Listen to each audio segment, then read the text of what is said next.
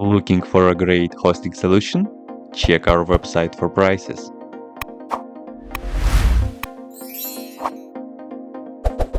First, what you need to do is to update the server packages. You can do this by the following command.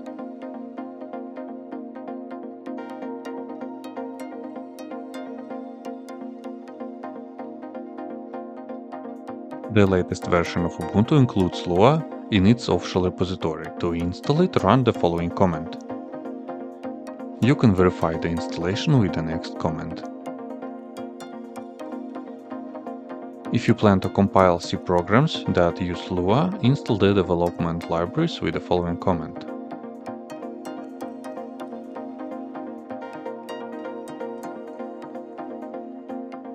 Luarocks lets you install and manage Lua modules. To install it, run the next command.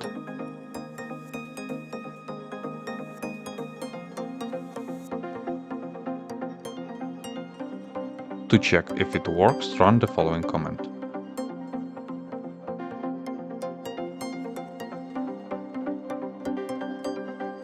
Finally, you can install packages by running next commands.